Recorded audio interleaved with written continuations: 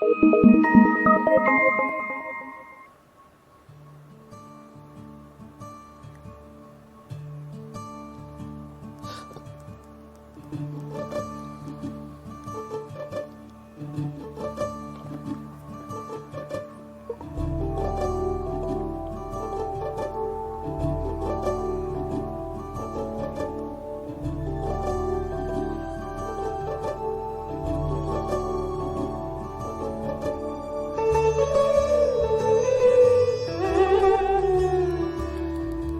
सबको नमस्कार।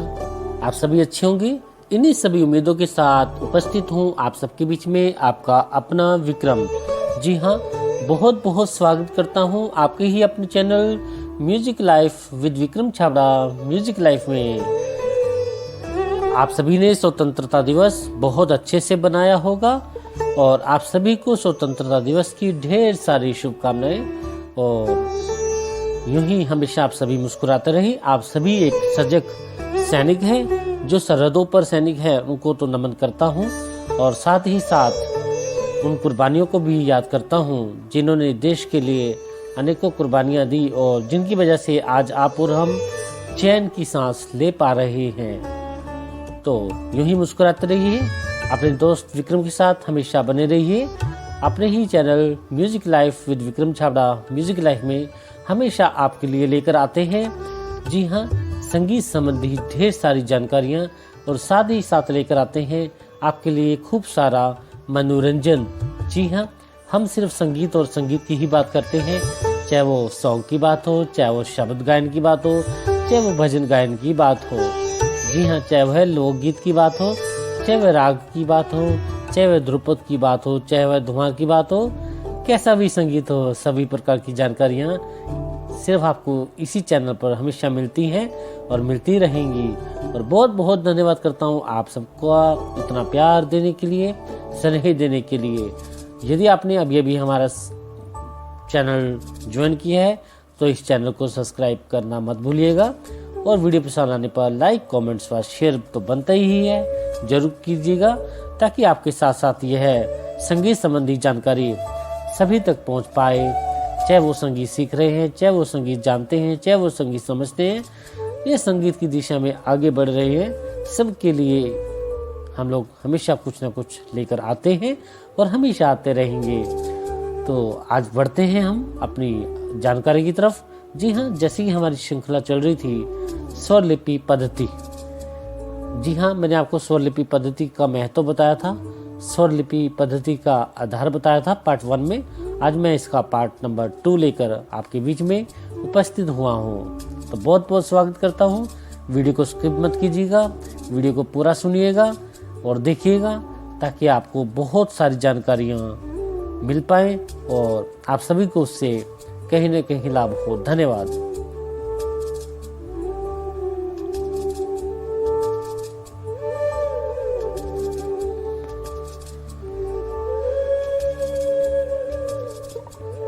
चलिए ज़्यादा देर न करते हुए, जी हाँ, बढ़ते हैं हमारी जानकारी की तरफ।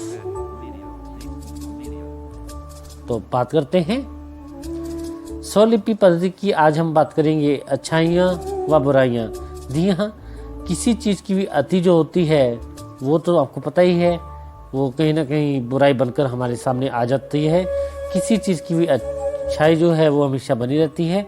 तो इसलिए मैं आज स्वरलिपि की अच्छाइयाँ यानी गुण व दोष लेकर हाजिर हूँ आप सबके बीच में। ठीक है, तो बात करते हैं नंबर 1 पॉइंट से। स्वरलिपि के माध्यम से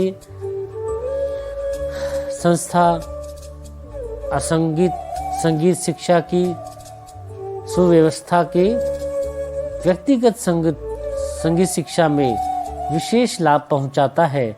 जी हाँ, संगीत जो है, चाहे संगठन हो, संस्था हो, विद्यालय हो, उनमें एक विशेष जो स्वरलिपि है एक विशेष प्रकार का लाभ पहुंचाती है, जिससे जो पुरानी धरोहर हैं वह छात्र सीख पाते हैं और आगे सुव्यवस्थित ढंग से बढ़ पाते हैं। नंबर 2 बात, स्वरलिपि पद्धति के चिन्हों के आधार पर संगीत के प्रारंभिक अध्ययन के पश्चात कोई भी छात्र जो है सरलता से संगीत का अध्ययन और अभ्यास कर सकता है। जी हाँ, बिल्कुल सही कहा है इसमें कि जो संगीत सीख लेते हैं छात्र, जो प्रारंभिक विद्यार्थी हैं, अगर वह स्वरलिपि का अध्ययन कर लेते हैं, स्वरलिपि को समझ सकते हैं, तो उनके लिए बहुत फ़ायदा हो जाता है। फ़ायदा क्या होता है कि उनको जो है अपने हिसाब से संगीत को सीखने का सरलता से मौका मिलता है। वह घर बैठे संगीत को सीख पाते हैं और जो पुरानी चीज़ें हैं, जो पुराने हमारे संगीतज्ञ हैं, जो उन्होंने राग रचे या जो उन्होंने नोटेशन बनाई, उसका लाभ यहाँ पर आप सभी उठा सकते हैं, ताकि जिससे सभी छात्रों को फ़ायदा उससे हो पाए। नंबर 3 पॉइंट है, स्वरलिपि के माध्यम से संगीत की शिक्षा प्राप्त करने वाले छात्र दूसरों को सुविधा के अनुसार संगीत की शिक्षा दे सकते हैं। जी हाँ, ये बहुत बड़ा फ़ायदा है कि किसी व्यक्ति ने अगर थोड़ा संगीत सीख लिया है, अगर उसको स्वरलिपि पद्धति का ज्ञान है, तो वह उस स्वरलिपि के माध्यम से दूसरे छात्रों को भी आसानी से संगीत सिखा सकता है। जी हाँ, आजकल आपने बहुत सारे चैनलों पर देखा होगा, आपको सामने नोटेशन लिखी हुई मिल जाती है। उसको कई लोग कॉपी कर लेते हैं, जिनको स्वरलिपि का ज्ञान है, कॉपी करके फिर उसी को वह नोटेशन जो है अपने इंस्ट्रूमेंट पर बजाते हैं और उसका लाभ उठाते हैं।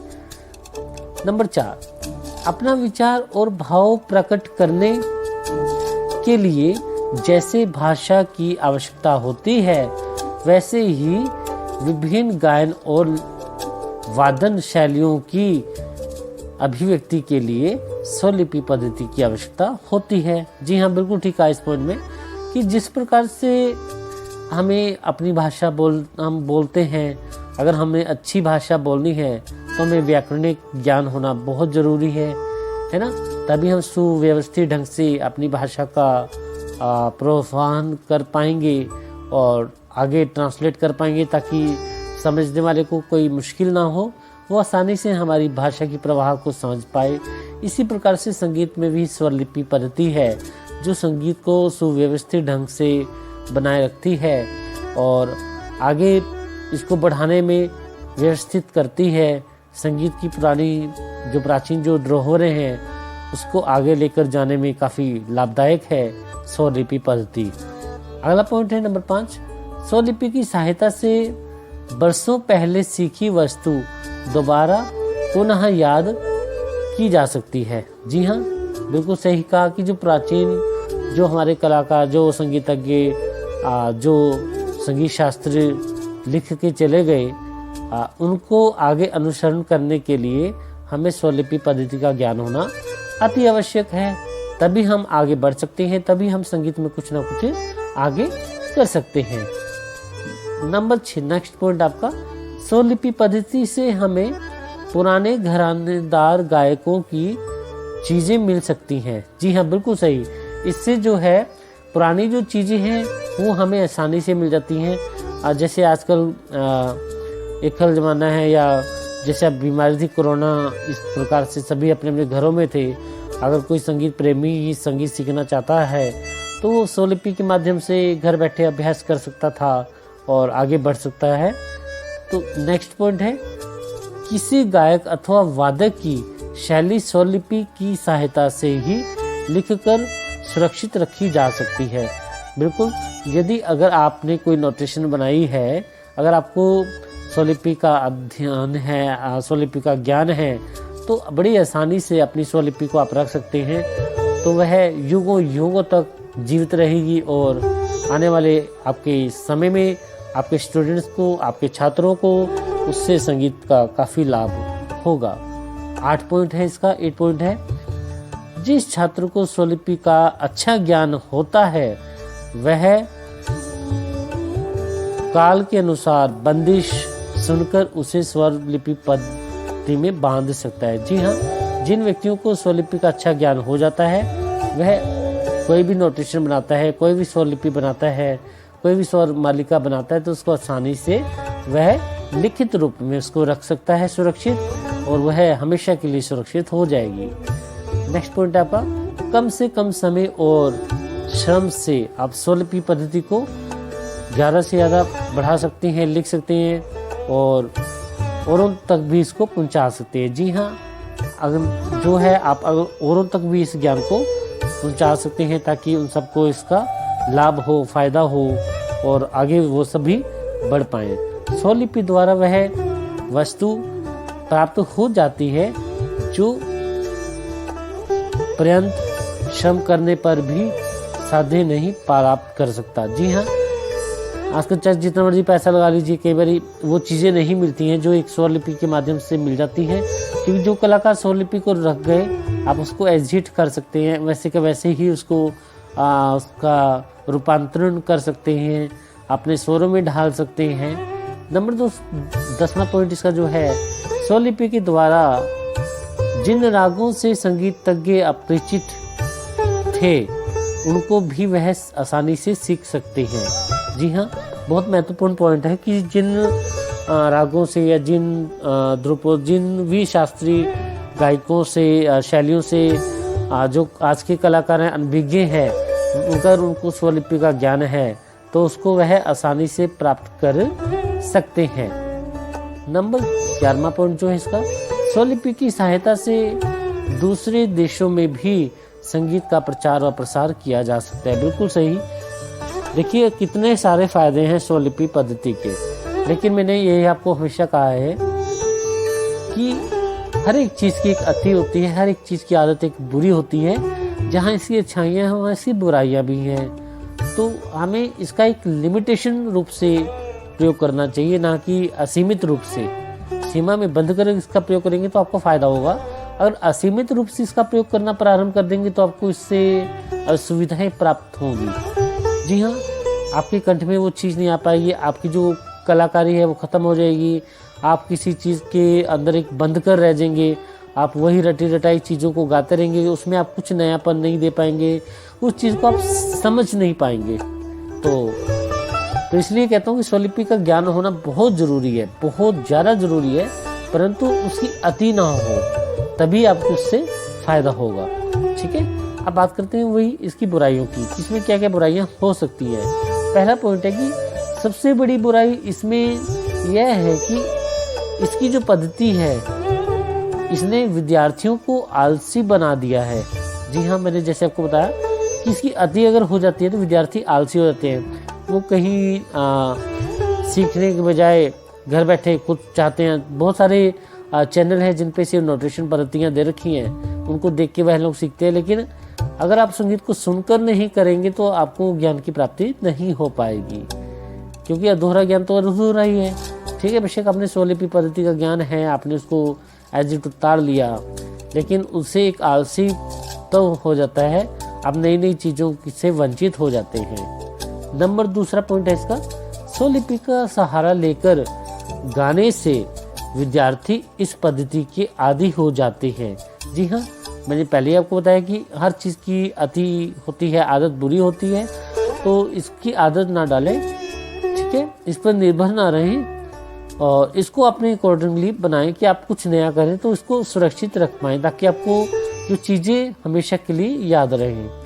नंबर 3 पॉइंट है इसका, आजकल के जो कलाकारों की साधना में जो है हृदय पक्ष का अभाव स्पष्ट रूप से दिखाई देने लग गया है, क्योंकि वह स्वरलिपि पद्धति का जो है सहारा लेते हैं और वही रटी रटाई चीज़ों को आगे देते हैं, तो लगभग सबको ही वही चीज़ आ गई, तो वो फिर आपको पता ही है हृदय पर ना तो वो प्राप्ति होगी ना मोह होगा, और वह अति तो बुरी होती है। नंबर 4 पॉइंट है, स्वरलिपि के कारण कई कलाकारों ने राग के भाव सौंदर्य को बिल्कुल ही खो दिया है। जी हाँ, बिल्कुल सही बात है, क्योंकि हम स्वरलिपि पद्धति पर निर्भर रह गए हैं। जो पुराने संगीत शास्त्री का जो संगीत शास्त्रकार हैं लिखकर चले गए, हम उन्हीं को एज इट गाते हैं, उसके अंदर समझ के उसमें कुछ नया नहीं करते हैं। यानी कि रटाफिक्शन की हमें आदत पड़ गई है, हम सुनने की बजाय संगीत को देखकर करने की कोशिश करते हैं। और संगीत में हमेशा आपको हर एक जो भी जानकारी लाता हूँ उसमें एक चीज़ हमेशा कहता हूँ, संगीत को कभी देखकर प्राप्त नहीं किया जा सकता, संगीत को हमेशा सुनकर प्राप्त किया जा सकता है। इसलिए मैं अपने चैनल पर कभी भी कुछ भी लिखित रूप में नहीं देता हूँ और हमेशा कोशिश करता हूँ कि आप उस चीज़ को सुने और सुनकर इसका लाभ उठाएं, तभी इसका फायदा हो पाएगा। नंबर 5 जो पॉइंट है इसका, आजकल के कलाकारों की जो स्वलिपि पद्धति है, ठीक है, प्रेरित कलाकार जो है सुंदर मुख पर चमत्कार की शाही फेर देता है, साधना ही साधे बन गई है। जी हाँ, साधना तो कम हो गई है स्वलिपि पद्धति के आने से, और जो है एक नकली शाही चमक ला देता है सामने। उसमें कलाकार की अपनी तो कोई शक्ति होती नहीं है। जो पुराने कलाकार हैं जो लिखकर चले गए, हम उन्हीं को दोहराते हैं, उसमें कुछ नयापन तो लाते नहीं। ठीक है। नंबर 6 पॉइंट है इसका, एक ही स्वलिपि यदि सारे देश में घरों तक पहुंच जाएगी तो संगीतज्ञ पाश्चात्य स्वलिपि की नकली चादर ओढ़ लेंगे। जी हाँ, बिल्कुल सही बात है। यदि हम एक ही चीज को गाते रहेंगे सारे देश में, तो पाश्चात्य लोग भी वही चीज गाएंगे और फिर वो नकली चादर हमारे ऊपर आ जाएगी। तो समझ गए ना आप कि किसी भी चीज की अति बहुत बुरी है। किसी चीज में, ठीक है, इतना लीन मत होइए कि उसके आप को निर्भर हो जाए, उसको अपना निर्भर बनाइए, ना कि आप उस पर निर्भर हो जाएं। तो आपको मालूम चल गया होगा कि स्वलिपि पद्धति की अच्छाइयाँ और बुराइयाँ, ये क्वेश्चन कई तरह से बन के आ जाते हैं। तो आज हमने जो बात की थी वो स्वलिपि पद्धति की पार्ट 2 की बात की थी, जिसमें अच्छाइयों और बुराइयों की बात की थी। इसका महत्व में हमने पार्ट 1 में आपको करवा दिया था, तो आप वह प्लेलिस्ट पे जाकर देख सकते हैं। और यदि आपको हमारी जानकारी पसंद आती है, यदि आपको अच्छा लगता है हमारे चैनल के साथ, तो एक प्यारा सा छोटा सा लाइक हमेशा जरूर कीजिएगा, ताकि हमें उससे हौसला अफजाई हो पाए, हमें मालूम चल पाए कि हाँ वास्तव में आपको हमारी द्वारा दी गई जानकारी पसंद आ रही है। और इस प्रकार की और भी विभिन्न जानकारियाँ आपके लिए हमेशा हम आपके लिए लेकर आते हैं और आते रहेंगे। और साथ ही साथ में आप सबके लिए मनोरंजन भी लेकर आते हैं और आते रहेंगे, बशर्ते आपको हमारे चैनल के साथ जुड़े रहना है। इस चैनल को सब्सक्राइब करके रखना है और नीचे दिए गए नोटिफिकेशन प्राप्त करने के लिए बेल आइकन पर प्रेस करना है, ताकि जब भी हम कोई भी वीडियो अपलोड करें वह आप तक पहुंच पाए। और जितना हो सके इस वीडियो को आप शेयर करें, ताकि आपके साथ साथ और लोगों तक जो संगीत की इच्छा रखते हैं या जो मनोबल खो चुके कि हम संगीत नहीं सीख पाएंगे, संगीत का ज्ञान नहीं प्राप्त कर पाएंगे, उन सब के लिए हमारा यह चैनल है। तो ये वीडियो उन तक शेयर करके इस चैनल को पहुंचाएं, ताकि आपके साथ साथ औरों को भी इसका लाभ हो पाए, संगीत संबंधी जानकारियां प्राप्त कर पाएं और साथ ही साथ में संगीत सीख भी पाएं। हम कोशिश कर रहे हैं आपको बेस्ट से बेस्ट देने की। तो यूं ही हमारे साथ हमेशा बने रहिएगा, यूं ही अपना प्यार हमेशा आप हमें देते रहिएगा। अब अपने दोस्त विक्रम को दीजिए इजाज़त, फिर मिलूंगा किन्हीं और नई जानकारियों के साथ आपके अपने इसी चैनल पर music life with Vikram Chhabra. Music life में हमेशा मुस्कुराते रहिए, अपना ख्याल रखिए, अपने साथ साथ औरों का ख्याल रखिए और संगीत की दुनिया में हमारे साथ हमेशा के लिए खो जाइए। आप सबको बहुत बहुत धन्यवाद। Thank you so much. नमस्कार।